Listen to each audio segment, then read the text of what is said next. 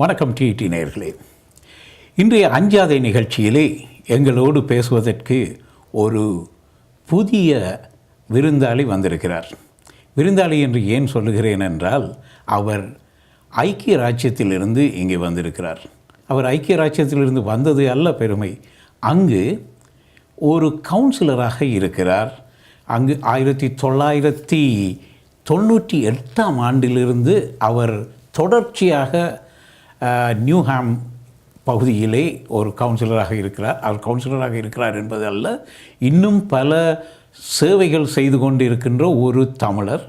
அந்த தமிழர் ஒரு அகதியாக வந்து இந்த அளவிற்கு அங்கே முன்னேறக்கூடிய ஒரு மிக திறமையும் வாய்ந்தவர் என்பதை உங்களுக்கு ஒரு சுருக்கமான முன்னுரையாக சொல்லிக்கொண்டு திரு பால் சத்யநேசன் ஐயா அவர்களை வரவேற்கிறோம் இந்த நிகழ்ச்சிக்கு, அஞ்சாதை நிகழ்ச்சிக்கு. நன்றி. அஞ்சாதை நிகழ்ச்சி டிடி வானொலி நேயர்கள் அனைவருக்கும் எனது அன்புகள் இந்த வணக்கங்கள். ஐரோப்பிய தமிழனாக கனேடிய தமிழர்களுக்கு எங்கள் அன்பையும் வாழ்த்துக்களையும் கொண்டு வந்திருக்கின்றேன். பேட்டிக்கு போவதற்கு முன்னர் எனக்கு ஒரு கடமை இருக்கின்றது. முதலிலே இந்த கனேடிய மண்ணுக்கு, இந்த கனேடிய பிரதமர், பாராளுமன்றம், கனேடிய மக்கள், கனேடிய மண்ணுக்கு எங்கள் தமிழர்கள் சார்பில், ஐரோப்பிய தமிழர்கள் சார்பில் நாங்கள் நன்றி கூற கடமைப்பட்டிருக்கின்றேன். ஏனென்று சொன்னால், எங்களுடைய மக்கள் இந்த யுத்தத்தினால் பாதிக்கப்பட்டு, அனல்பட்டு, துன்பப்பட்டு, வேதனைப்பட்டு, அடிபட்டு, நொந்து நாதியற்று வந்த வேளையில் இந்த மண் அவர்களை வாழ வைத்திருக்கின்றது. இது உங்களுடைய promise land, a new home. உண்மை. கனேடிய மக்கள் நிலப்பாட்டை பார்க்கும் பொழுது வந்தாரை வாழ வைக்கின்ற ஒரு மண்ணாக இருக்கின்றது. பல மக்கள் இங்கே வந்து வாழுகின்றார்கள். அப்படி பார்க்கும் பொழுது நாங்கள் தமிழர்கள் நாங்களும் பெருமையுடன் வாழுகின்றோம். The Canada has great values. Those values are democracy, justice, peace, liberty, equality and freedom. அந்த பக்குவங்களை உணர்ந்து அனுபவித்து வருகின்ற நாங்களும் சமத்துவமாக மற்றவர்களை போல இந்த நாட்டிற்கு நாங்கள் we contribute socially, economically, politically and culturally. அது ஒரு மெரிட்டாக ரெக்கக்னைஸ் பண்ணப்பட்டிருக்கு. மேலும் ரெக்கக்னைஸ் பண்ணப்பட வேண்டும். எங்களுடைய குழந்தைகள் இன்றைக்கு பெற்றிருக்கின்ற கல்வியில் இருக்கின்ற உன்னதமான நிலைமை, பொருளாதாரத்தில் நாங்கள் அளிக்கிற பங்களிப்பு பலவிதமாக இருக்கின்றது. இதற்கெல்லாம் இந்த மண் தான் ஒரு வழியாக அமைந்தது. இந்த மண்ணுக்கு நாங்கள் எப்போவுமே நன்றி கடனாக இருக்க வேண்டும். அந்த அளவிலே ஐரோப்பிய தமிழர்கள் சார்பில் நான் இந்த மண்ணுக்கும், இந்த மக்களுக்கும், இந்த கனேடிய தேசத்துக்கு நான் நன்றி கூற கடமைப்பட்டிருக்கேன். நன்றி கூறுகின்றேன். உண்மை, நன்றி. அதாவது நீங்கள் இந்த நாட்டிற்கு வந்து இங்குள்ளவர்களுக்கு நன்றி செலுத்துவது என்பது எங்களுடைய பாரம்பரியத்திற்கு ஒத்து வருகின்ற ஒரு விஷயம். இன்னும் ஒரு வகையிலே பார்த்தால், பிரித்தானியாவிலேயே ஆளப்பட்ட ஒரு இனமாக இருந்த தமிழர்களின் ஒருவர் இன்று பிரித்தானியாவில் ஒரு ஆட்சி பொறுப்பில் இருக்கின்ற அளவிற்கு சென்றிருக்கிறீர்கள். இது ஒரு பெரிய விஷயம் என்று தான் நாங்கள் கருதுகிறோம். பெரிய விஷயம் என்று சொல்லி பார்ப்பதற்கு இடமில்லை. ஏனென்று சொன்னால், தமிழர்கள் செலுத்தவர்கள் இல்லை, திரகடலோடையும் திரவியம் தேடு என்று சொல்லியிருக்கின்றார்கள். நாங்கள் எங்கே போனாலும் எங்களுடைய கடினமான உழைப்பு, எங்களுடைய பக்குவம், எங்களுடைய நிலைப்பாடு எப்போவுமே ஒரு வித்தியாசமானதாக தான் இருக்கின்றது. அதிலே பங்களிக்கின்றோம். நான் 1985 மே மாதம் 21 UL 501 என்ற விமானத்தில், ஏலங்கா விமானத்தில் கட்விக் ஏர்போர்ட்டில் 10:33 காலையில் இறங்கினேன். அங்கே தடுத்து வைக்கப்பட்டு விசாரணைகளுக்கு பின்னர் 6:45 என்னை வெளியில் விட்டாங்க. 3ஆம் நாள் திரும்பி வர சொல்லி இன்டர்வியூ. வெளியில் வந்த நான் என்னுடைய விமானத்தில் கிட்டத்தட்ட 89 பேர் அகதிகளாக தஞ்சம் கேட்டார்கள். நான் 2ஆம் நாள் ஆச்சுவே முருகன் கோயிலுக்கு அங்கே அகதிகள் தங்கியிருக்கின்றார்கள். என்னுடைய விமானத்தில் வந்தவர்கள் தங்கியிருக்காண்டு பார்க்க சென்ற இடத்துலாம் அங்கே கோயிலில் அவர்களுக்கு குளிக்க வசதியோ சமைச்சு சாப்பிட்ற வசதி இருக்கல. அப்போ என்னை கூட்டிகிட்டு போன நண்பர்கிட்ட சொன்னேன், இவர்களை வீட்டை கூட்டிகிட்டு போய் குளிக்க வச்சு சாப்பாடு கொடுத்து இங்கே திருப்பிட்டு வாங்க, நாங்கள் இங்கேட்டு பேசிகிட்டு இருக்கோம். அதுதான் இந்த நாட்டில் முதல் நான் அகதிகளோட வேலை செய்ய தொடங்கினேன். அன்று முதல் இன்று வரைக்கும் நான் அகதிகளுக்காகத்தான் குரல் கொடுத்து அகதிகளுக்காக வேலை செய்கிறேன். 20 வருடம் கவுன்சிலர் ஆய்ந்து இந்த மே மாதத்தில் நான் ஒரு தற்காலிக ஓய்வு எடுத்து வெளியில் வந்தேன். அந்த நிலப்பாட்டுக்கு பிறகு என்னை இப்போ அம்பாசிடராக இப்போ நியமிச்சிருக்கிறார்கள். Ambassador for refugees, ambassador for peace and reconciliation and also for diaspora. என்னுடைய நிலப்பாடு அகதிகளுக்கு மாத்திரம் வேலை செய்வது மாத்திரம் இல்லாமல் அவர்கள் எப்படி உருவாக்கப்பட்டார்கள், ஏன் உருவாக்கப்பட்டார்கள் என்ற பல கேள்விகள் வரும் பொழுது எங்களுடைய நாட்டில் 30 வருட யுத்தத்துக்கு பின்னர் இன்றைக்கு ஒரு சமாதானமான சூழ்நிலை, இன்றைய சூழ்நிலையிலே அரசியலில் சிக்கல் இருக்கிறார், சமாதானமான சூழ்நிலை வந்திருக்கும் பொழுது நிச்சயமாக அங்கே உள்ள குழந்தைகள் அவர்களுடைய எதிர்காலம் எங்களுக்கு முக்கியம். அவர்களை நாங்கள் இன்னுமே யுத்தத்துக்குள்ளே தள்ள முடியாது, அவர்களை ஒரு பாய்சன் பண்ண முடியாது. சரியா? ஆனபடியால் அவர்கள் ஒரு hope of peace, sustainable peace என்ற நிலைப்பாட்டிலே வரணும். It's a fundamental human rights for a child to go into school, college, university போக முடியாதவர்கள் தொழில் வாய்ப்பை கற்று வேலையெடுத்து கல்யாணம் பண்ணி குடும்பத்தை நடத்த வேண்டியது. 30 வருடங்களில் நிச்சயமாக இளைஞன் யோதி திருமணம் பண்ணால் 2 குழந்தைகளோடு இருக்க வேண்டிய ஒரு பக்கம் இல்லை, எங்களுக்கு கிடைக்கல. ஆனால் இனிமேலும் இருக்கிற குழந்தைகளுக்கு நாங்கள் அதை கூட அப்படி பார்க்கும்பொழுது டயஸ்போரான்னு சொன்னால் புலம்பெயர்ந்த மக்களை அவர்கள் புலிகள் என்று பார்க்கின்றார்கள், அரசாங்கமோ சிங்கள மக்கள் என்று பார்க்கணும், நாங்கள் எங்களை ஒரு எதிரியாக பார்க்கின்றோம். ஆனால் என்னுடைய செய்தி என்னென்று சொன்னால் டயஸ்போரா எதிரி அல்ல. Diaspora is not a thread, diaspora is an asset. எங்களிடம் 2 பவர் இருக்குது. ஒரு பவர் எக்கனாமிக் பவர். இப்போ நீங்கள் உதாரணமாக நான் சொல்லுவது இத்தாலியில் உள்ள சிங்கள மக்கள் எடுத்தீங்கன்னாலே ஒரு கிராமத்தை கட்டி எழுப்ப முடியாது. முஸ்லீம் மக்கள்கிட்ட அந்த கெப்பாசிட்டி இல்லை. ஆனால் தமிழர்களிடம் இருக்கின்றது. இந்த கனடா வாழ் தமிழர்களோ ஐரோப்பியில் இருக்கிறவர்களோ ரெண்டு பார்க்கும்போது ஆஸ்திரேலியா, நியூசிலாண்டு எல்லாம் ஒட்டுமொத்தமாக பார்த்தா அந்த தமிழர்களை ஒரு கிராமத்தை கட்டி எழுப்பவோ ஒரு தொழில் இதில் உருவாக்கவோ, அடுத்த யுத்தம் பொருளாதார யுத்தம். அப்படிப்பட்ட பார்வையில் பார்க்கும்போது இவர்களிடம் அந்த ஆளுமை இருக்கின்றது, வல்லமை இருக்கின்றது. So we have economic power. மற்றது இன்டெலெக்சுவல் பவர். அதாவது எங்களுடைய முதலாவது சந்ததியும் சரி, இன்றைக்கு 2, 3, 4 சந்ததி கிட்ட வந்துவிட்டோம். அவர்களிடம் இருக்கின்ற ஆளுமை, கல்வி, அந்த தொழில்நுட்ப திறமைகள் இன்றைக்கு கேப் இயரில் பிள்ளைகள் எல்லாம் ஆப்பிரிக்கா, லத்தின் அமெரிக்கா அங்கெல்லாம் போகிறார்கள். அவர்கள் போகத்தான் பண்ணுவாங்க. They need to be expose, they need to get that experience, world experience. அதே நேரம் இன்றைக்கு ஒரு விண்டோ டோரோடு திறந்துருக்கு. இலங்கையில் சமாதான காலையில் போய் அங்கேயும் அந்த பிள்ளைகளுக்கு ஒரு நம்பிக்கையை கொடுக்கணும். அந்த பிள்ளைகளுக்கு ஒரு ஊக்கத்தை, உற்சாகத்தை கொடுக்கணும். நீங்கள் தனியே இல்லை, நாங்கள் உங்களை விட்டு தப்பியோடு இல்லை, நாங்கள் மறக்கையில், நாங்கள் திரும்ப வருவோம், இந்த நாட்டை கட்டி எழுப்புறதுக்கு நாங்கள் தயாராக இருக்கிறோம். அதனுடைய எங்கள்கிட்ட இருக்கிற அனுபவங்களை, எங்கள்கிட்ட நாங்கள் எடுத்த கல்வி தகவல்களை நாங்கள் பகிர்ந்து கொள்ளக்கூடிய ஒரு சூழ்நிலையை தெளிவாக நான் சொல்லி வருகின்றேன். இந்த இடத்துல ஒருக்கா நான் உங்களை குறிப்பிடுவதற்கு மன்னிக்க வேண்டும். என்னவென்றால், நீங்கள் இப்போது பொருளாதாரத்தை அபிவிருத்தியை ஒரு பக்கம் நாங்கள் கவனித்து கொண்டு இருக்கும் பொழுது, இன்னொரு பக்கத்திலே உரிமைகளை பற்றிய எந்த பேச்சும் எழுந்து விடாதோ என்கின்ற ஒரு ஐயப்பாடு பல புலம்பெயர்ந்த நாடுகளிலே இருக்கின்றன, பலரிடம் இருக்கின்றன. இந்த நாட்டிலேயும் அப்பேற்பட்ட ஒரு சிக்கலான நிலைமைக்கு மனதளவிலே எல்லோருமே தள்ளப்பட்டு இருக்கிறோம், எல்லோருமே. இந்த இடத்துல இப்போ நீங்கள் சொல்லும்போது அபிவிருத்தியைத்தான் நீங்கள் ஒரு அரசியல் பிரமுகராக கவனத்தில் எடுப்பீர்களாக இருந்தால் உரிமைக்காக நீங்கள் பேச மாட்டீர்களா? இல்லை, அதை அனுப்பி நான் சொன்னேன். அம்பாசிடர் பீஸ் அண்ட் ரீகன்சிலியேஷன் என்று சொல்லும் பொழுது நிச்சயமாக இலங்கையில் உள்ள ஒட்டுமொத்த தமிழர்களும் புலம்பெயர்ந்த ஒவ்வொரு தமிழர்களும் இவர்கள் எந்த நாட்டில் இருந்தாலும், இன்க்ளூடிங் நீங்கள் தமிழருடைய விடுதலை, தமிழர்களுக்கு ஒரு நிரந்தரமான ஒரு சமாதானம், ஒரு தீர்வு வரும் வரைக்கும் நாங்கள் குரல் கொடுத்து கொண்டே இருப்போம். நாங்கள் அதனை நிறுத்திவிட முடியாது. அது எங்களுக்கு ஒரு தார்மீக கடமை. என்றால் எங்களுக்காக, எங்கள் மக்களுக்காக, எங்கள் இனத்துக்காக போராடியவர்கள் எவ்வளவோ பேர் இறந்து போனார்கள், அழிந்து போனார்கள். அந்த இளைஞர்கள், அந்த யுவதிகளுடைய ஆத்ம சாந்தி அடைய வேண்டும் என்று சொன்னால் நிச்சயமாக வெளியில் இருக்கிற ஒவ்வொருவரும் அந்த இதுக்கு குரல் கொடுத்து தான் ஆகணும். ஆனால் ஒவ்வொருவரும் ஒவ்வொரு பக்குவமான நிலையை, நான் ஒரு அடிப்படையான நிலையிலேயே சொல்கிறேன். என்னென்று சொன்னால், நாங்கள் பயங்கரவாதிகள், நாங்கள் இலங்கை தமிழர்கள், எங்களை நீங்கள் இலங்கையர்களாக ஏற்றுக்கொள்ளும். ஆனால் அதே நேரம் அங்கே எங்களை மக்களை நிரந்தரமான சமாதானத்துடன் வாழக்கூடிய அரசியல் தீர்வை கொண்டு வா. எந்த விதத்தில் அதுக்கு பக்குவமாக வேலை செய்யக்கூடிய அரசியல் தலைவர்கள் அங்கே இருக்கின்றார்கள். புலம்பெயர்ந்த மக்கள் நாங்கள் சில வழியிலே சில காரியங்களைத்தான், நல்ல பக்குவங்களைத்தான் எடுத்து சொல்லலாமே தவிர எல்லாத்தையும் காப்பி பண்ண முடியாது.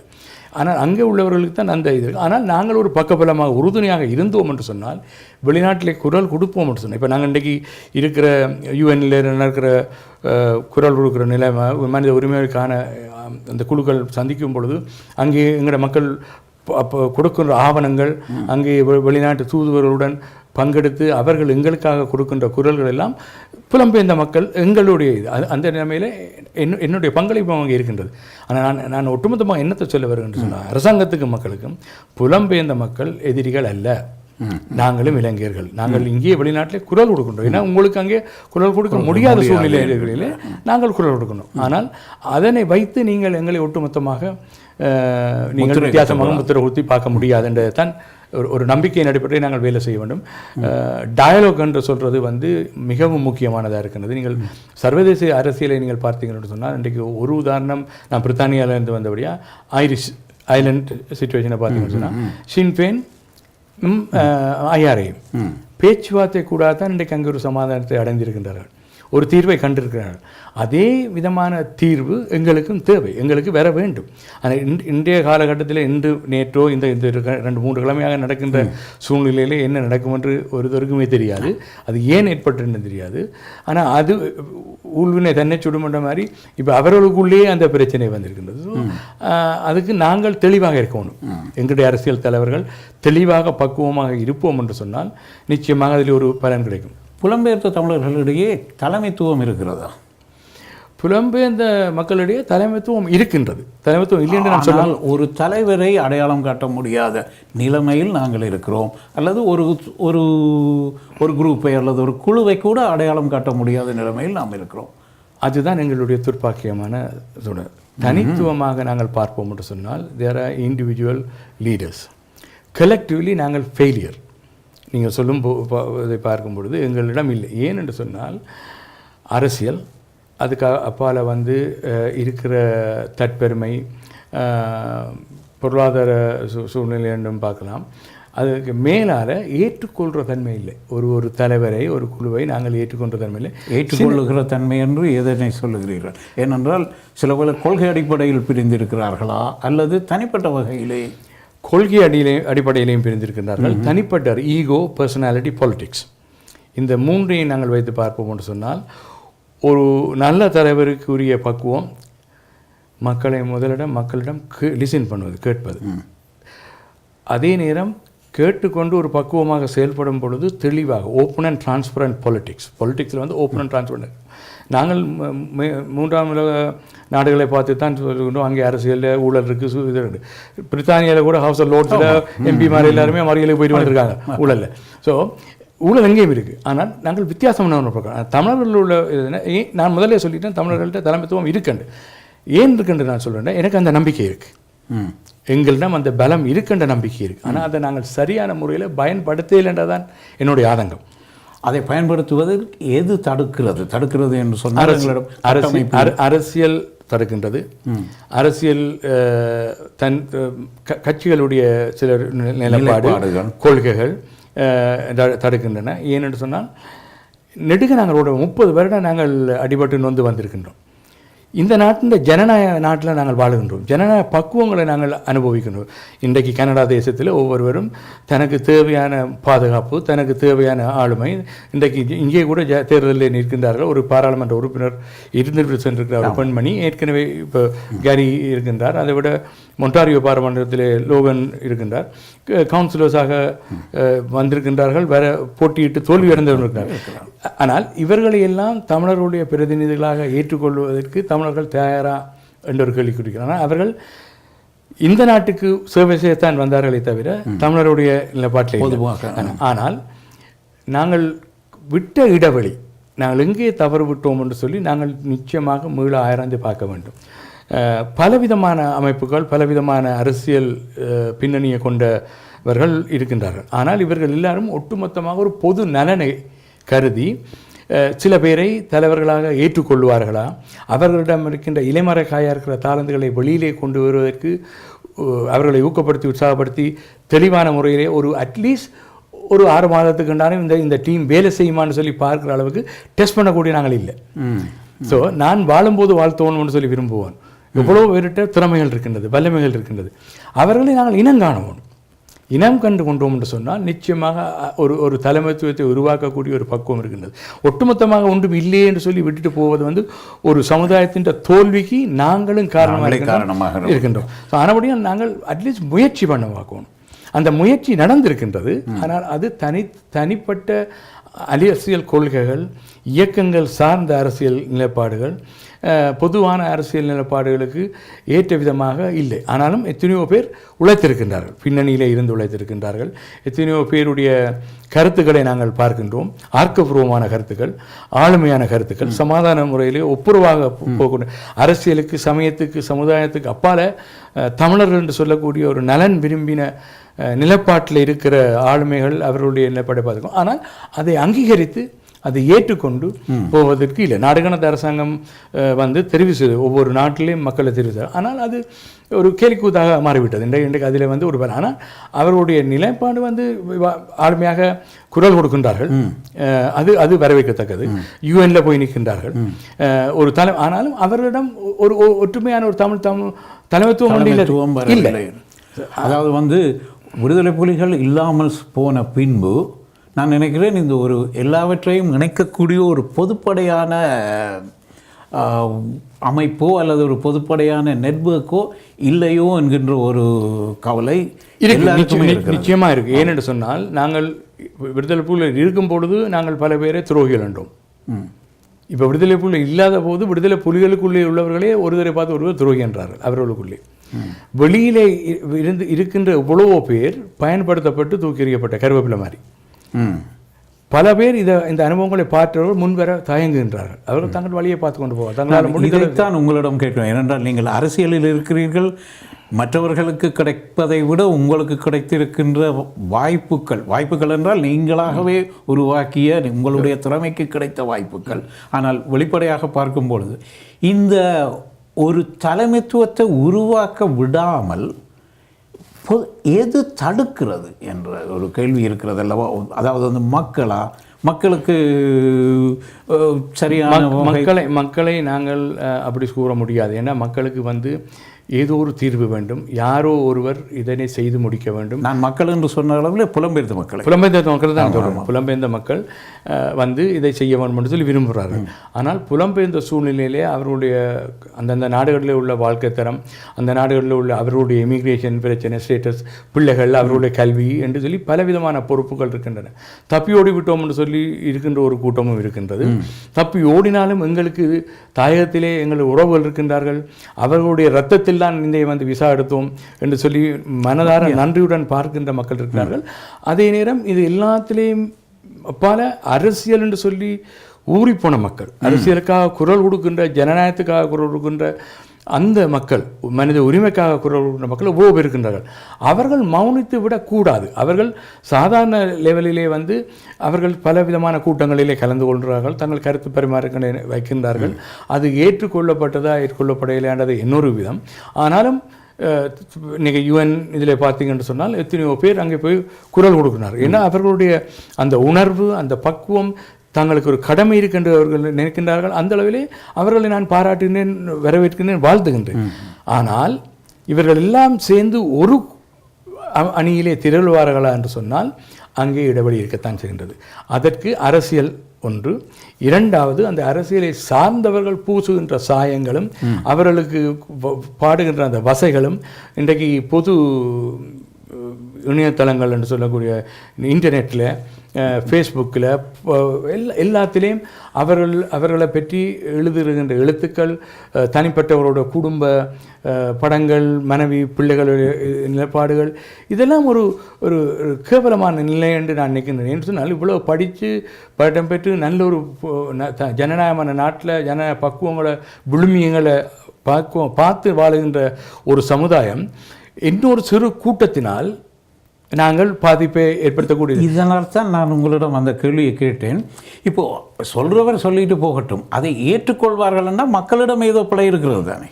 இல்லை, மக்கள் பிழை இருக்கத்தான் செய்கின்றது. ஆனால் ஒட்டுமொத்தமான பிழை என்று நான் சொல்ல மாட்டேன். என்று சொன்னால் என்னை பொறுத்தவரையிலே நான் லேபர் பார்ட்டியிலே என்ற தனிப்பட்ட முறையில் நான் ஜாயின் பண்ணேன். தனிப்பட்ட முறையில் நான் இதன்றேன். எனக்கு எதிராக எவ்வளவோ இதுகள் வைக்கப்பட்டது. தெரியும், நோட்டீஸ் அடிச்சு ஒட்டினார்கள், தேர்தலில் பலவிதமான இதுகள், இன்னல் இடைஞ்சல். ஆனால் ஒரு குறிப்பிட்ட மக்கள் உதவி செய்தார்கள், முன்னுக்கு வந்தோம். ஆனால் நாங்கள் மறக்கவில்லை. நான் அகதியாக வந்தவன். இந்த அகதிகள் திரும்பவும் உருவாக்கப்படக்கூடாது. எங்கள் மக்களுக்கு உரியதை பக்குவமாக நாங்கள் எங்கள் பாராளுமன்ற உறுப்பினர்களுக்கு எடுத்துச் சொல்கின்றோம். ஜனநாயக பக்குவத்தில் வருகின்ற மனித உரிமைக்காக குரல் கொடுக்கின்றவர்களிடம் எடுத்துச் சொல்லுகின்றோம். ஆனால் இதெல்லாம் தனிப்பட்ட முறையில் போன்றது. சிறு துளி பெருவெள்ளம் என்ற அளவிலே பல மக்கள் பலவிதமான BTF என்ற இங்கிலாந்தை பொறுத்தவரை BTF நல்ல ஒரு லீடிங் ரோலில் இருக்கின்றது. British Tamil forum, global Tamil forum, நாடு கடந்த அரசாங்கம், மற்ற மனித உரிமைகள், தமிழ் இன்ஃபர்மேஷன் சென்டர், இப்படி பல அமைப்புகள் குரல் கொடுக்கின்றார். இதை விட மற்ற இயக்கங்களில் இருந்தவர்கள், புரோட்டில் இருந்தவர்களாக இருந்தாலும் சரி, ஈரோஸும் சரி, EPRலவோ டெலோவோ, இதை விட அதுக்கு வெளியில் இருக்கிற கல்விமான்கள், ஜனநாயகவாதிகள் பல பேர் எங்களுக்கு தெரியாமலே குரல் கொடுத்து தங்க எம்பிமாரிடம் பாராளுமன்ற உறுப்பினர்களோ ஹவுஸ் லோர்ட்ஸ்லையோ கதைச்சு இதென்றார்கள். அதே நேரம் வெளிநாடுகள் பத்திரிகைகளுக்கோ இந்த என்ன சொல்கிற தொலைக்காட்சிகளுக்கோ செய்திகளை கொடுக்கின்றார்கள். எத்தனையோ பேர் எனக்கு தெரியக்கூடியதாக, எனக்கு வீட்டுக்கு அருகில் இருக்கிறவர் பெருசாக இதென்ன மாட்டார். ஆனால் அவர் தன்னுடைய பங்களிப்பு கட்டாக ஃபோட்டோ காப்பி எடுத்து தன்னுடைய கருத்தை போட்டு ஒவ்வொரு எம்பிமாருக்கும் 650 எம்பிமாருக்கும் அவர் அனுப்புவார். ஸோ அது ஒரு தனிப்பட்டவருடைய என்ன பெயர் செந்தில்நாதன் சொல்லக்கூடிய அளவு. அப்போ அவர் கூட்டம் வச்சுட்டு அதை கொண்டு வந்து கொடுப்பார், என்னோட எனக்கு தருவார் ஃப்ரீயாக. அப்போ அவர் அவர் அவர் பென்ஷனில் இருக்கிற ஒரு ஆள், வயது போன ஒரு முதியவர். ஆனால் அவருடைய செலவுகளை தாங்கிறது கூட நாங்கள் இல்லை. ஆனால் இவர்கள் எல்லாம் தங்களால் முயன்ற அளவு தான் போகலாமே தவிர அவர்களை அங்கீகரித்து ஏற்றுக்கொண்டு ஒரு தலைமைத்துவம் நான் எதிர்பார்த்தேன். இந்த நாடக அரசாங்கம் வந்தால் ஒரு நிலப்பாடு இருக்கும், ஒரு குளோபல் தமிழ் ஃபோரம்னு சொன்னால் அதில் ஒரு நிலப்பாடு. ஆனால் எல்லாமே போட்டியும் பொறாமையும் எரிச்சலும் என்று சொன்ன இடத்துல ஒன்று பேர். அதனால் எவ்வளவோ தாளந்துகளை நாங்கள் விட்டு விடுகின்றோம், எவ்வளோ பேரை விட்டு விடுகின்றோம். இப்போ நீங்கள் வரலாற்று எடுத்து பார்த்தீங்கன்னு சொன்னால் சத்யேந்திரா ஒரு திறமையான சட்ட வல்லுநர், திம்பு தோக்ஸில் போனவர், அவரெல்லாம் விடுதலை புலிகளாலோ டெலுவாலோ எடுத்து பயன்படுத்தப்பட்டவர். இன்றைக்கெல்லாம் அவர் ஒதுங்கி இருக்கின்றார்கள். ஏன்னு சொன்னால் அவர் ஒரு காலத்தில் அவர் தேவைப்பட்டது பயன்படுத்தினாலும் அதுக்கப்புறம் இல்லை. அதுக்கு பிறகு நாங்கள் தலைமைத்துவத்தை அரசியல் இன்னொரு பிரச்சனை, பணம் சேர்ப்பதிலே தான் முன்னுக்கு நின்றமே தவிர போரை அங்கே நடத்துவதற்கு முழுக்க நாங்கள் உதவி செய்தோம். அதுக்கு விடுதலை புலிகளின் தலைவர் பிரபாகரனே நன்றி சொல்லியிருக்கார். இந்த யுத்தத்தை நடத்துவது புலம்பெயர்ந்த மக்கள் என்று சொல்லி, அதுவே ஒரு பெரிய ஒரு அங்கீகாரமும் ஒரு மதிப்பும் பக்கபலமும். ஸோ ஒவ்வொரு சிறு சிறு பங்களித்தவர்களுக்கெல்லாம் அது கிடைத்த ஒரு பெரிய வெற்றின தலைவருடைய அங்கீகாரமும் அந்த வாழ்த்தும். ஆனால் அரசியல் ரீதியில் நாங்கள் சில விஷயங்களை செய்ய தவறிவிட்டோம் என்பது யதார்த்தமான உண்மை. அந்த உண்மையை நாங்கள் ஏற்றுக்கொள்ளாத பக்கத்தில் மேலும் நாங்கள் பின்தங்கி போவோமே தவிர நாங்கள் விட்டது பிழை, இனிமேல் என்றாலும் சேர்ந்து செய்வோம். இப்போ நாங்கள் சில அமைப்புகள் இருக்கின்றன, நாங்கள் கூட்டு சேர்ந்து செய்கின்றோம். அங்கே ஈவன் தனிப்பட்ட முறையில் எனக்கு சில பிரச்சனைகள் தந்தவர்கள் கூட ஒரு நிலைப்பாட்டிலே சமாதானத்துக்காக, மனித உரிமைக்காக, இலங்கையில் நடக்கிற பிரச்சனைக்காக குரல் கொடுக்கும் பொழுது நான் அங்கே சென்று அவருடன் பங்களிக்கின்றேன். என்னை கேட்கின்றார், எப்படி நீ இவரோட சேர்ந்து வேலை செய்ய வேண்டும்? என்னை பொறுத்தவரை அது நாங்கள் 2 பேரும் தனிப்பட்ட குடும்பத்தில் பிரச்சனை படையில, இது ஒரு பொது நல மக்களுடைய விடுதலைக்காக, மக்களுடைய நலனுக்காக. அப்போது அவர்கிட்ட ஒரு திறமை இருக்குன்னு எனக்கு தெரியும்.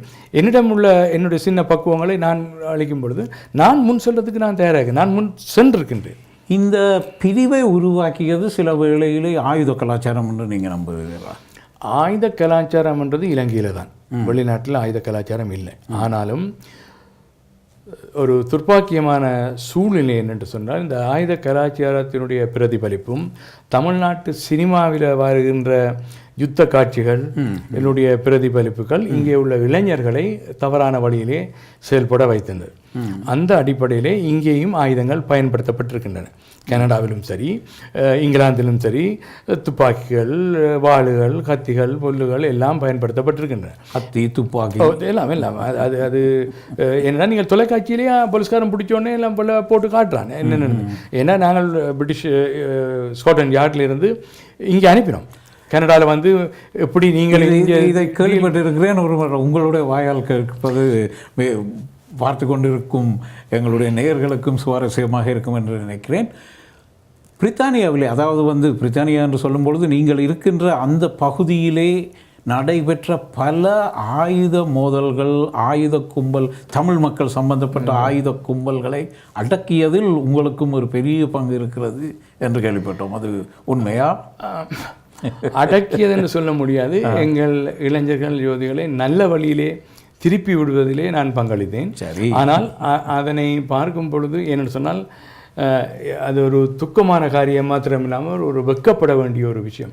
2000 ஆண்டிலிருந்து 2010 ஆண்டு வரைக்கும் 20 மர்டர் எங்களுடைய பிரதேசத்தில் டிட் ஃபார் டாட். நான் உங்களை கொண்டா என்னுடைய நண்பர்கள் உங்களுடைய நண்பர்கள் தமிழர்கள் மற்ற இனங்களுடைய கொலைகள் எல்லாம் இது தமிழர். ஆப்ரேஷன் ட்ரைடன் என்று சொல்லி ஸ்காட்லாண்ட் யார்டில் ஒரு அமைப்பு இருக்கின்றது, ஒரு பக்குவம். அந்த பக்குவம் வந்து கருப்பின மக்களை சார்ந்தது. அவர்களிடமே இருக்கின்ற துப்பாக்கி கலாச்சாரமோ ட்ரக்ஸோ அவர்களுடைய. ஆனால் எல்லாம் கேவலம் கட்டு ஒரு வெக்கப்படக்கூடிய நிலைமை ஆப்ரேஷன் என்ப தமிழருக்குரியது. Tamil gang culture. அவர்கள் ஒன்று கூட்டினார்கள் மக்களை, எல்லா சமுதாய பொதுநல அமைப்புகளை ஒன்று கூட்டி பிரச்சனைகளை பற்றி கேட்டார்கள். அப்பொழுது பிறகு குறிப்பாக ஒரு டீமை உருவாக்கினார்கள்.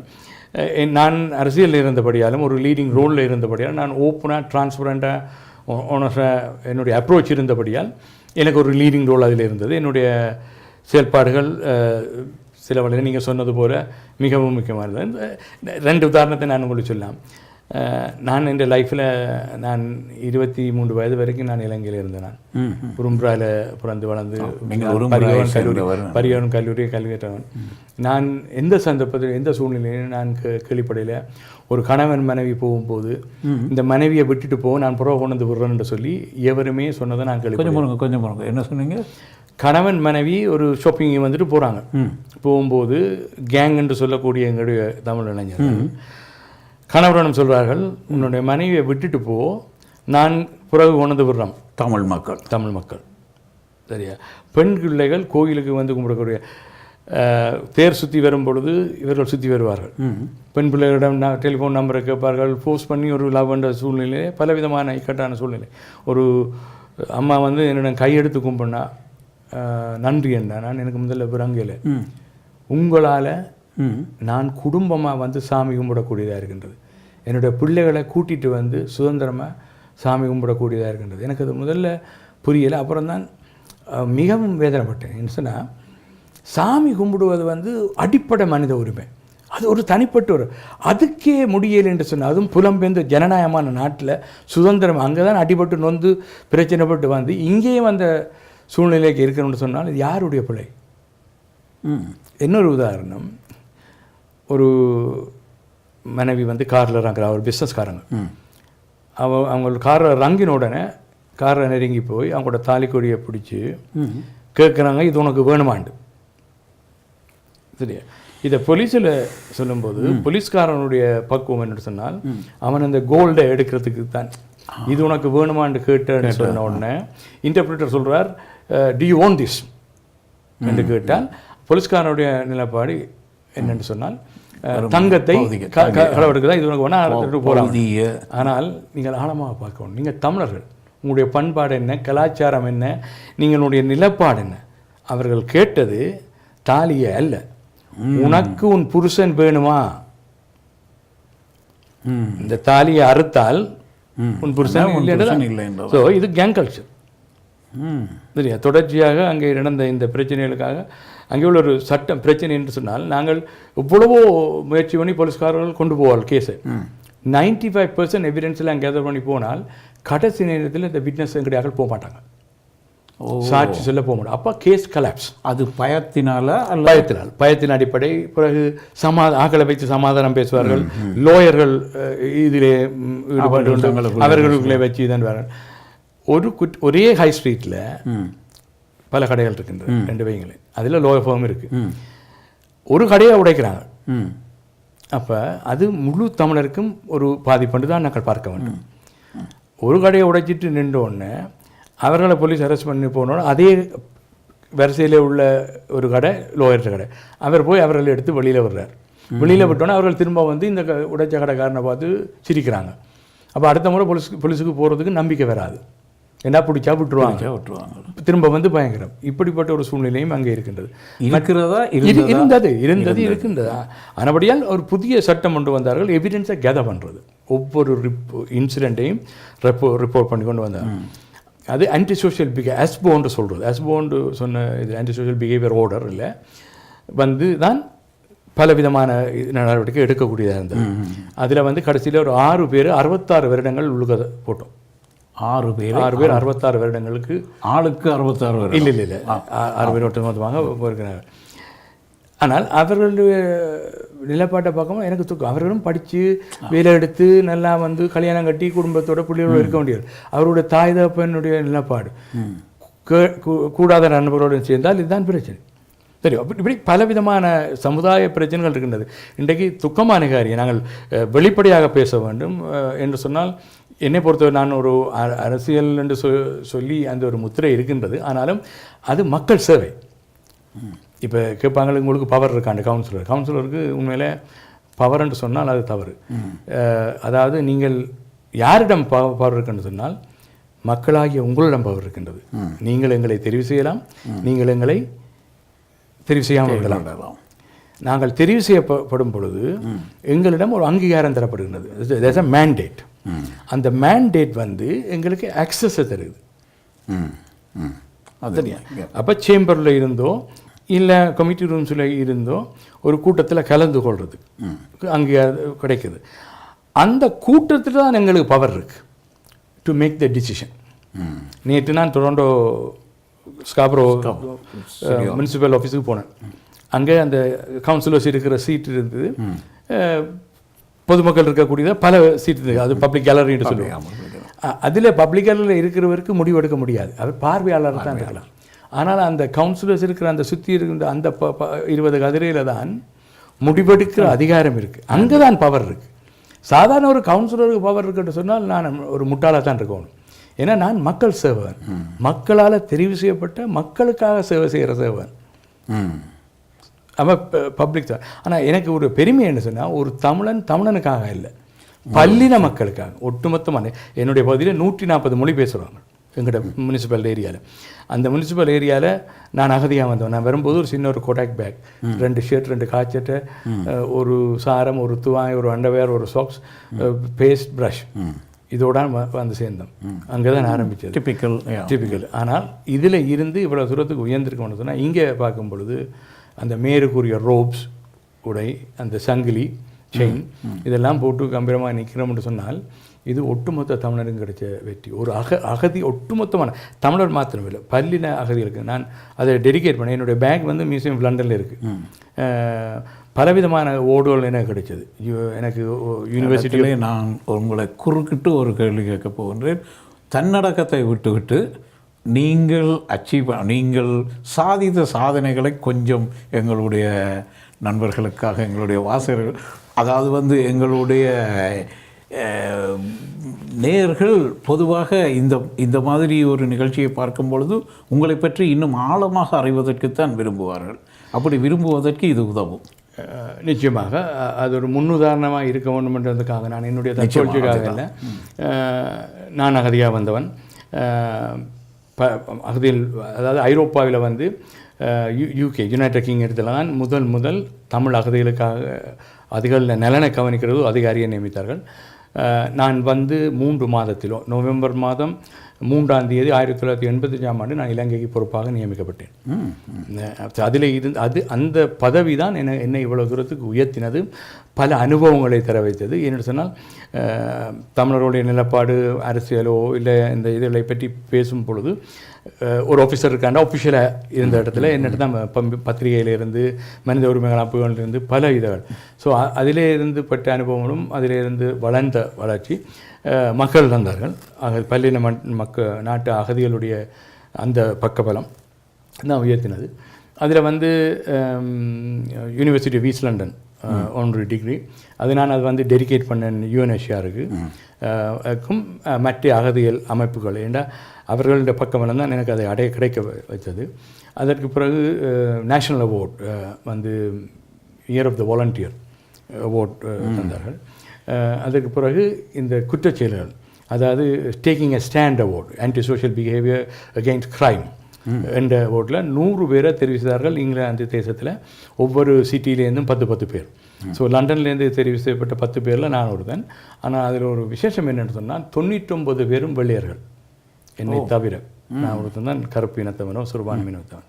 ஸோ அது வந்து ஒரு பெரிய ஒரு வெற்றி. அதனை தொடர்ந்து அப்போ டோனி பிளேயர் பிரைம் மினிஸ்டராக இருந்தார். ஸோ அவர் 10 டவுனிங் ஸ்ட்ரீட் பிரதமருடைய வாசஸ்தலத்துக்கு அழைத்து நன்றி தெரிவித்து என்னுடைய பங்களிப்புக்கு நாட்டுக்கு செய்கிற சேவைக்காக பங்களித்து அங்கே தேநீர் இருந்தோம். அப்புறம் அதுக்கு பிறகு டோனி பிளேயர் அந்த ரெஸ்பெக்ட் என்ற ஒரு கேம்பெயினை உருவாக்கும் பொழுதும் என்னை அழைத்து தான் இதென்றார்கள். ஹோம் ஆஃபீஸில் வந்து ஒரு நிலப்பாட்டை உருவாக்கின அகதிகளுடைய உள்வாங்கல் இதில் ஒரு சாதாரண ஒரு அட்வா கமிட்டியாக தான் இருந்தது. பிறகு செலக்ட் பண்ணி எடுத்தார்கள். அதில் 35 பேரில் நான் ஒருத்தன். பிறகு வந்து அரசியல் தலைவர்களை பெரியவர்களை சந்திக்கக்கூடிய பேசக்கூடிய வாய்ப்பு, அரச குடும்பத்தில் உள்ளவர்களை சந்திக்கக்கூடிய அப்போ அரச குடும்பத்தை என்ற வாய்ப்பு கிடைச்சிது.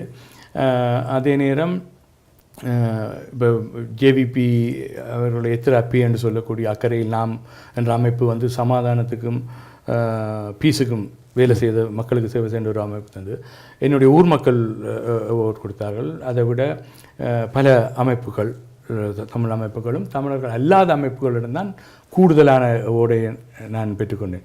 ஸோ அதிகப்படியான வாக்குகளை பெற்று வந்த தமிழ் கவுன்சில் தொடர்ந்து 5 முறை தெரிவிக்கப்பட்டேன். வைஸ் சேராக வந்து மற்றது நான் கூடுதலாக மேயர் 5 முறையா 20 வருடம் 5 முறை 20 வருடம் ஒவ்வொரு முறையும் 4 அப்போ 4 முறை தொடர்ச்சியாக 5 முறை 5 முறை தொடர்ச்சியாக வந்தோம். அப்படி பல இதுகளை பார்க்கிறேன். ஆனால் இன்றைக்கு இன்னொரு விதம் என்று சொன்னால், சாதாரணமாக நான் இங்கே கனடாவிலே 25 வருடங்களுக்கு முதல் வந்தேன். அப்பொழுது நான் ரிவிஜி போர்டில் ஒப்சர்வராக இருந்தேன். நம்பர் 1 யூனியன் ஸ்ட்ரீட் யூனியன் ஸ்டேஷனுக்கு அருகாமல் முன்னால் உள்ள யூனியன் அந்த ரோட்டின் பேர் வருது. அதில் வந்து 124/94 யூனிவர்சிட்டி அவென்யூ. அதில் நான் இந்த இமிக்ரேஷன் பாலிசி இதில் பங்காளர் அது பார்வையாளராக இருந்து சில விஷயங்களை கற்று சென்றேன். அப்போ பார்த்தோம் அந்த ஒரு இது வந்து உங்களுடைய இந்த நாட்டில் பிரஜா உரிமைப்படுவது என்று சொன்னால் ஒரு ஜட்ஜுக்கு முன்னால் வந்து நீங்கள் சத்திய பிரமாணம் எடுக்க வேண்டும். இந்த இடத்துல உங்களை பற்றி இன்னொன்று சொல்ல வேண்டும் என்று நினைக்கிறேன். உங்கள் ஊரில் உங்களுக்கு முன்னுக்கு தான் பிரஜா உரிமை எடுப்பார்கள் என்று கேள்விப்பட்டேன். நிச்சயமாக. அதை பற்றி கொஞ்சம் அது என்னென்று சொன்னால், எங்கள் ஊரில் வந்து ஆரம்ப காலங்களில் வந்து இந்த பிரஜா உரிமை சர்டிஃபிகேட், சிட்டிசன்ஷிப் சர்டிஃபிகேட் வந்து போஸ்ட்டில் வரும். ஸோ போஸ்ட்டில் வரும். ஆனால் பிறகு நாங்கள் சிட்டிசனை மாற்றினோம். ஏன்னா citizenship has to be earn, சும்மா வரக்கூடாது. ஏன்னா அதில் ஒரு அர்த்தம் இல்லாமல் போயிடும்.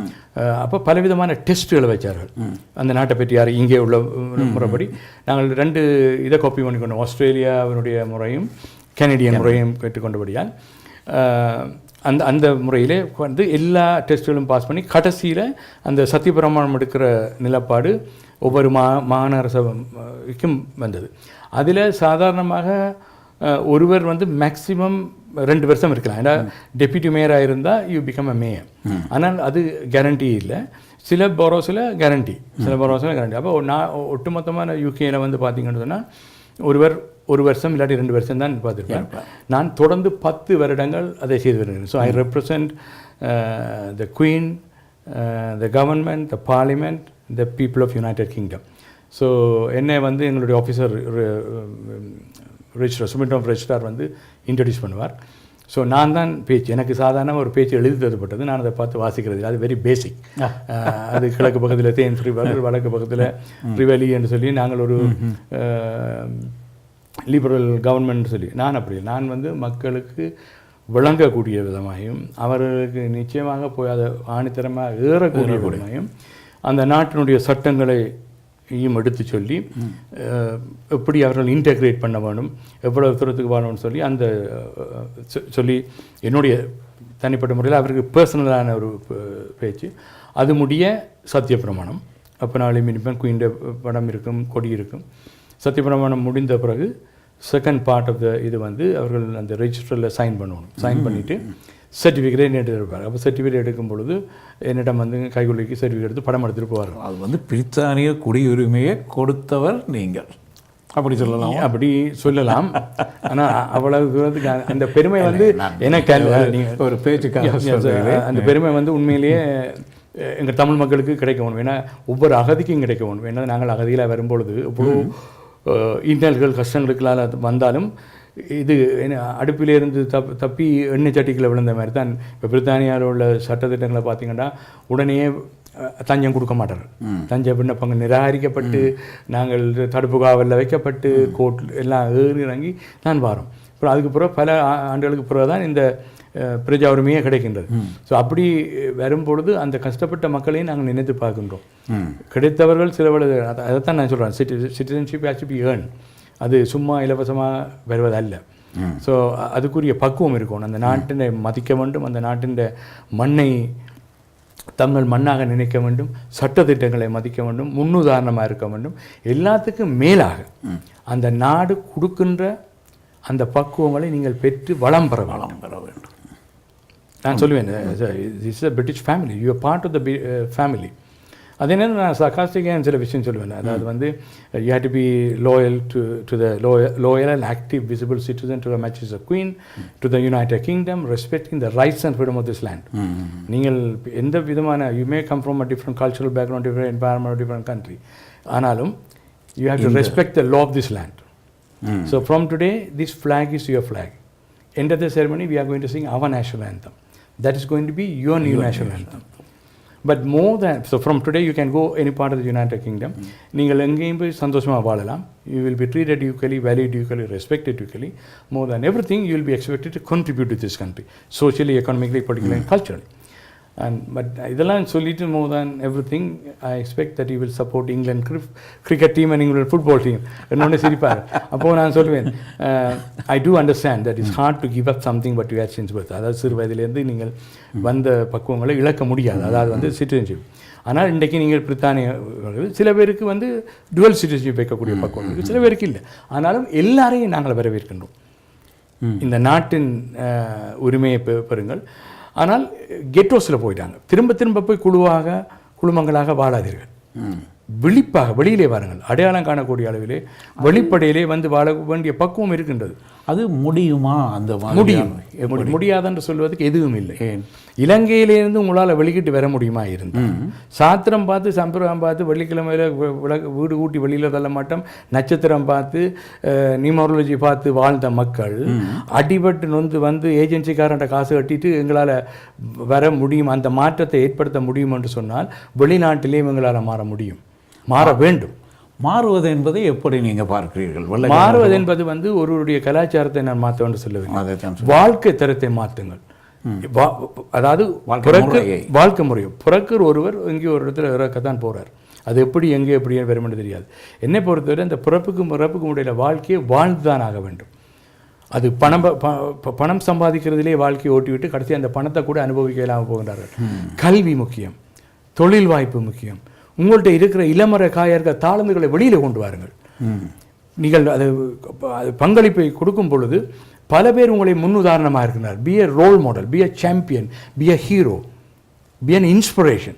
அடுத்த சந்ததிக்கு, இளம் சமுதாயத்துக்கு ஒரு முன்னுதாரணமாக இருங்கள், அவர்களுக்கு ஒரு வழிகாட்டியாக இருங்கள். ஸோ அப்படி அந்த பக்குவத்தை கொண்டு வர வேண்டும். கஷ்டப்பட்டு தான் வருகின்றோம். பாச தெரியாதது முக்கியமல்ல. அதுக்கு மொழிபெயர்ப்பாளர்கள் இருக்கார்கள், கற்றுக்கொள்ளலாம். போய் ஆங்கில கல்வியை கற்றுக்கொள்வோம், கம்ப்யூட்டரை கற்றுக்கொள்வோம். வாழ்க்கை எப்படி என்று சாதாரண ஒரு அவசரத்துக்கு ஒரு வீட்டில் தீப்பிடிச்சால் ஃபைபருக்கு எடுக்கப்படி அடிக்கிறது, போலீஸுக்கு அடிக்கிறது, அவர்களிடம் என்னத்தை சொல்லுவது, ஆம்புலன்ஸ் என்று சாதாரண விஷயங்களை கற்றுக்கொள்வோம். அப்போ அப்படி எழுந்த அந்த உணர்வு. மற்றது ஹஸ்பண்ட் ஒரு பிஸ்னஸ் நடத்துகிறான்னு சொன்னால் வைஃப் போய் பேங்கில் போட்டுட்டும், பேங்க் அக்கௌண்ட் எப்படி துறக்கிறது அப்படின்னு தெரியட்டும். குடும்பங்களுக்குள்ள பிரச்சனைகளுக்கு அடிப்படை காரணம் தனித்துவம் என்பது சொல்லிக் கொடுப்பதில்லை. பல குடும்பங்கள் ஒரு மிகவும் துக்கமான காரியம். அது கனடா தேசத்துக்கும் அது புத்தி தெரியும். பிரிந்து வாழுகின்ற குடும்பங்கள், அதில் பாதிக்கப்படுறது முழுக்க அடுத்த சந்ததி, எங்களுக்கு குழந்தைகள். உண்மை சரியா? வாழ்க்கையில் ஏற்பட்ட விரக்தி, வாழ்க்கையில் ஏற்பட்ட இன்னல் சொல்லுவாங்க. அது ட்ரக்ஸ் அபியூஸாக இருக்கலாம், ஆல்கோஹோலாக இருக்கலாம், sexual abuse. We have to talk openly. அங்கே மறைக்கிறதுக்கு ஒளி மறைக்கிறதுக்கு ஒன்றும் இல்லை. மனிதன் உணர்ச்சிகளோட உருவாக்கப்பட்டவன். அந்த உணர்வுகள் மதிக்கப்பட வேண்டும், அது பக்குவமாக பார்க்கப்பட வேண்டும்.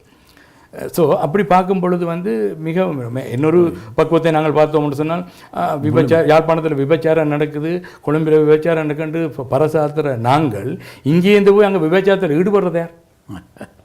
சரி, இதையும் தட்டி கேட்கணும். ஸோ முந்தி வந்து ஒரு காலத்தில் அங்கே அபியூஸ் பண்ணிட்டு வந்தால் இல்லை, ஆனால் இப்போ பிரித்தானியாவில் சட்டம் இருக்குது, அங்கே அபியூஸ் பண்ணிட்டு வந்தாலும் பிரித்தானியாவில் நாங்கள் கோர்ட்டில் இருக்கலாம். ஸோ அப்படி அதே நேரம் வாழ்க்கைன்றது புரிந்துணர்வோடு வர்றது. நீங்கள் ஈகோ பிரச்சனை இருந்தால் நிச்சயமாக அங்கே ஒரு பிரச்சனை இருக்கத்தான் செய்யும். ஆனால் இப்போ சொமாலி கம்யூனிட்டி, ஆப்பிரிக்கன் கம்யூனிட்டியில் நீங்கள் எடுத்து பார்த்தீங்கன்னு சொன்னால் அங்கே எல்டர்ஸ் இருக்காங்க, மூத்தவர். அப்போ என்ன பிரச்சனை இருந்தாலும் தங்களால் அவர்களிடம் போவார், ஒரு கருத்தை பெறுறதுக்கு ஒரு ஆலோசனையை பெற்று. ஆனால் அந்த பக்கம் எங்கள்கிட்ட இல்லை. இப்போ நீங்கள் ஒரு குடும்ப பிரச்சனை போன உடனே லோயர்கிட்ட போனால் முடியல சீலியப்பட்டுவார், விட்டால மாவத்து இழுத்தால மாவத்து. அவர் என்ன சொல்கிறார்கள்? டிவோர்ஸுக்கு போ. டிவோர்ஸுக்கு போகிறது என்றது ஒன்று, அதன் பின்பு வருகின்றார். அந்த கேஸை ப்ரிப்பேர் பண்ணும் பொழுதோ இருக்கும் பொழுது இல்லாத பொல்லாத அந்த பெண்ணோ அந்த ஆணோ சொல்லாத கதை எல்லாத்தையும் சொல்லி எழுதிடுறது கேஸை. பிள்ளைகளை கேட்டிங்கன்னு சொன்னால் பிள்ளைகள் வேறு கதை சொல்லும். அப்போ நடுத்தரில் பிள்ளைகளை கொண்டு விட்டுட்டு பிறகு கண்டெஸ்ட் பண்ணுறது, அந்த டிவோர்ஸை கண்டெஸ்ட் பண்ணும்போது அவர்கள்ட்ட இருக்கிற சொத்துக்களை பிரிக்கிறது. மற்றது தகாத உறவு, எக்ஸ்ட்ரா மேரேஜ். குடும்பத்தில் சந்தோஷம் இல்லாட்டி போகிறது இல்லை, ஆனால் வேல்யூ சரி. நான் பலவிதமாக இதெல்லாம் சமுதாய பிரச்சனை, சமுதாயத்தில் பேசியாகும். ஆரம்பத்தில் எங்களுக்கு இந்த பிரச்சனைகள் இருக்கிறது தெரியும். முதலாவது ஜெனரேஷன் வந்தோடனே இமிகிரேஷன் தான் பிரச்சனை, ஸ்டேட்டஸ். ஸோ அப்போ எங்களுக்கு பக்குவப்பட்டார்கள். இன்றைக்கு பிள்ளைகளே, தமிழ் மொழி பேசுகின்ற பிள்ளைகளே சைக்காலஜிஸ்ட் குவாலிஃபை பண்ணிக்கிறதுக்கு. அன்றைக்கு கனடா நாட்டில் நான் கேள்விப்பட்ட அளவு மிகவும் பெருமைப்படுறேன். they are in the police, they are in the immigration, they are in the social, எல்லா துறைகளிலையும் இருக்கின்றார். அப்போ மொழிபெயர்ப்புகள் இருக்கின்ற மொழிபெயர்ப்பாளர்களை வச்சு நாங்கள் செயல்பட வேண்டிய அவசியம். அதனுடைய என்ன, நல்ல ஒரு சமுதாயத்தை கட்டி எழுப்ப வேண்டும், நல்ல ஒரு பக்குவமான சமுதாயத்தை உருவாக்க வேண்டும். இங்கே அடைகிற வெற்றி வந்து எங்களுக்கு மாத்திரமில்லை. நாங்கள் இலங்கையிலே நாங்கள் வந்து ஒரு விதை நெல்லுகள், உழவன் ஒரு போகத்திலே எடுத்து வைக்கப்பட்ட விதை நெல்லுகளால் இந்த புலம்பெயர்ந்த மக்கள் டயஸ்போரா சரி அங்கே மக்கள் அழிந்து போனார்கள். இப்போ எங்களுக்கு ஒரு கடமை இருக்குது, தார்மீக கடமை இருக்குது. இந்த விதை நெல்லுகள் எவ்வாறு அங்கே பயனளிக்கலாம், அந்த மக்களுக்கு கொடுக்கலாம் என்ற ஒரு நிலைப்பாட்டை நாங்கள் பார்க்கும் பொழுது ஒட்டுமொத்தமான புலம்பெயர்ந்த மக்களும் நிச்சயமாக ஒரு அரசியல் தீர்வு வர வேண்டும் எங்கள் மக்களுக்கு. அதில் எந்த விதமான பின்னடைவோ ஒரு கேள்விக்குறியோ இல்லை. அந்த மக்களுக்கு விடுதலை வேண்டும், நிரந்தரமான சமாதானம் வேண்டும். இப்போ இன்றைக்கு இருக்கின்ற அரசியல் சூழ்நிலை கூடிய சீக்கிரத்திலே அது மாற்றப்பட்டு ஒரு நல்ல ஒரு பக்குவமான இது போனால் எடுக்கலாம். புலம்பெயர்ந்த மக்களில் இருக்கிற அந்த பக்குவம், அந்த ஆளுமை, அந்த வல்லமை அங்கே போய் அவர்கள் இன்வெஸ்ட் பண்ணவோ தொழில்நுட்பங்களை உருவாக்கவும் தொழில்வாக. மற்றது என்னோடு நான் முடிக்க முதல் நான் சொல்கிறது என்னன்னா, don't make our people as a beggars. எங்கள் மக்களை பிச்சைக்காரர் ஆக்காதீர்கள், எங்கள் மக்களை தங்கி வாழுகின்ற சமுதாயமாக மாற்றார்கள். அதாவது don't make our people as a dependable community. Don't give fish every day but teach them how to catch a fish. தினம் மீன் கொடுக்காமல் எப்படி மீனை பிடிப்பது என்று எங்கள் மக்களை சோம்போரிகளாக்கப்படக்கூடாது என்று சொன்னால் நாங்கள் எங்களுக்கு அனுப்பியிருக்கோம். மிகவும் நான் சந்தோஷப்படுறேன், பாராட்டுறேன் என்று சொன்னால் நான் அந்த கனடிய மண்ணுக்கு நான் நின்று சொல்கிறதுக்கு முதல்ல காரணம் எங்களோட மக்கள் எவ்வளோ தூரத்துக்கு சக்தி வாய்ந்தவர்களாக, அன்பு நிறைந்தவர்கள், ஆளுமை நிறைந்தவர்கள், கொடுக்கிற பக்குவம் உள்ள பாரிவளரை பற்றி நாங்கள் கதைகளிலே படித்திருக்கிறோம். ஆனால் பாரிவளர்களை நாங்கள் இங்கே ஆண்கள் பெண்களை நேரடியாக பார்க்கின்றோம், கண்கூடாக வாழுகின்ற காலத்தில் நிறைய பேசுகிறோம். இவ்வளவு ஆளுமையோடு இருக்கின்ற நாங்கள் நிச்சயமாக அதுக்கு ஒரு பலன் கிடைக்க வேண்டும், அதுக்கு ஒரு பக்குவம் இருக்க வேண்டும். ஆனபடியால் எங்களுடைய அந்த கொடைகளோ அன்பளிப்புகள் வந்து வீணாக அடிக்கப்படக்கூடாது, பிரயோசனமாக இருக்கணும். இங்கேருந்து போய் ஒரு தொழில் வாய்ப்பை உருவாக்கினால், தொழிற்சாலையை உருவாக்கிட்டு லாபத்தை கொண்டு கனடாக வரக்கூடாது, திரும்ப அதை அங்கே செய்து. உங்களிடம் நிறைய பேசுவதற்கு இருக்கிறது போல இருக்கிறது. ஆனால் எங்களுடைய நிகழ்ச்சிக்கு ஒரு குறிப்பிட்ட எல்லை உண்டு. மிக்க நன்றி இங்கு வந்ததற்கு. உங்களை இங்கு அழைத்த அல்லது இங்கு நீங்கள் வந்ததற்கான காரணம் என்ன என்பதையும் சுருக்கமாக சொல்லி உங்களை மற்ற அமைப்புகள் அழைக்க வேண்டும், உங்களோடு கருத்து பரிவர்த்தனை செய்ய வேண்டும் என்றுதான் இந்த நிகழ்ச்சி மூலம் நாங்கள் எல்லா அமைப்புகளையும் நிச்சயமாக கோருகிறோம். அதே சமயத்திலே நன்றி கூறுவதற்கு நான் கடமைப்பட்டுள்ளேன். ஏன்னு சொன்னால் என்னை இந்த நாட்டுக்கு பிரதம விருந்தினராக அழைத்தது வந்து டிபிஎல்எஃப், ஜனநாயக மக்கள் விடுதலை முன்னணி. அவருடைய 30வது ஆண்டு விழாவையொட்டி என்னை அழைத்தார்கள். நான் இலங்கையிலே டயஸ்போரா மீட்டிங்கு செல்ல இருந்தேன். ஆனால் கனடாவுக்கு வரக்கூடிய ஒரு சந்தர்ப்பம்.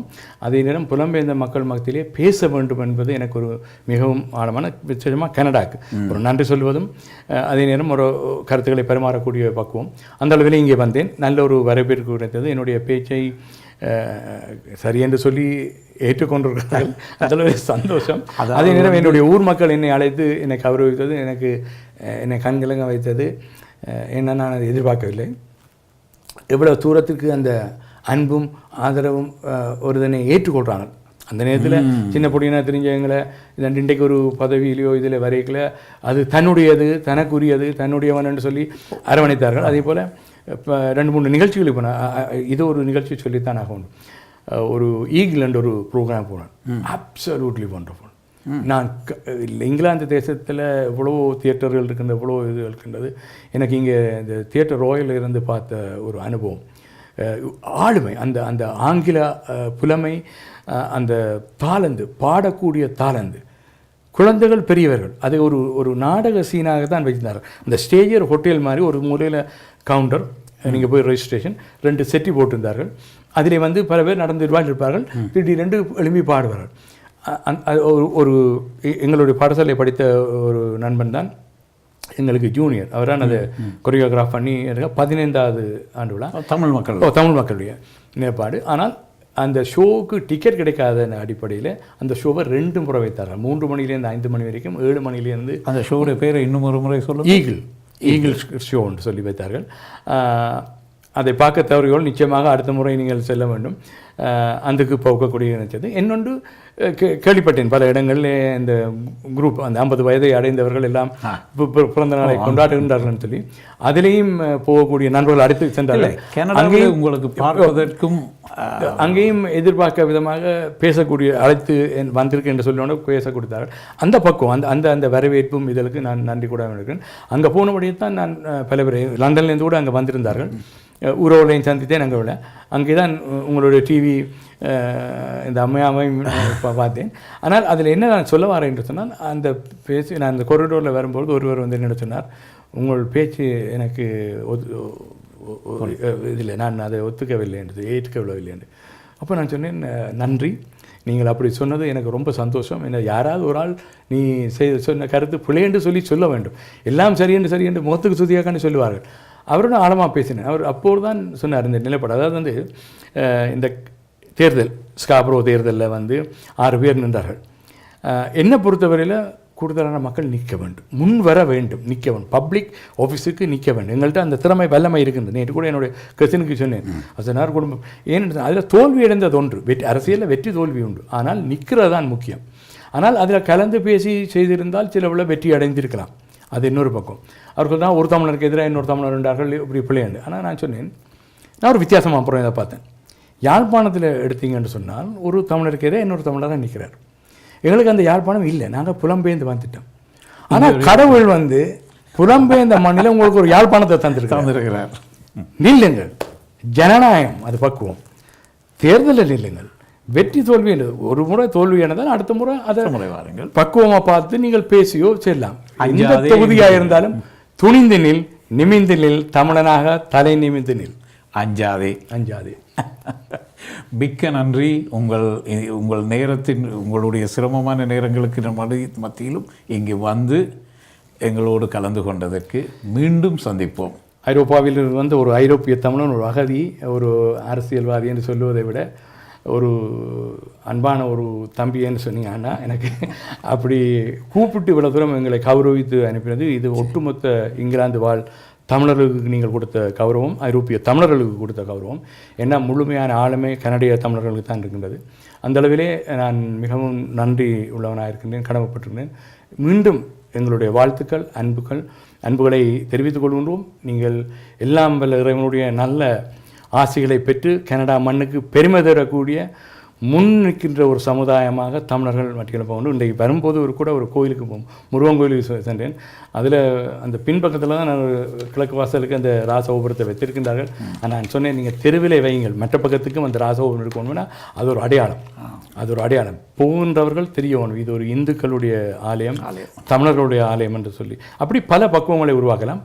அதற்கு முக்கியமான இது வந்து நான் பேசி முடிக்கும் முதல் இளைஞர் சமுதாயம், அடுத்த சந்ததிக்கு உரிய நல்ல பக்குவத்தை கொடுங்கள், அவர்களை தமிழர்களாக தலை நிமிந்து நிற்க வையுங்கள். அவர்களுக்கு உங்களுடைய பாட்டன் பூட்டன் காலத்திலிருந்து வந்த அந்த பக்குவங்கள், நன்மைகள், நல்ல வாழ்க்கை முறைகள் இது எல்லாத்தையும் சொல்லிக் கொடுத்தீர்கள் என்று சொன்னால் நீங்கள் உங்கள் குழந்தைகளை துளைத்து விட மாட்டீர்கள்.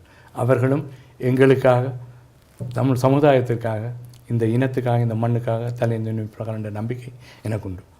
இந்த சிந்தனையோடு நிகழ்ச்சியை முடித்துக் கொள்கிறோம். நன்றி. வணக்கம். நன்றி.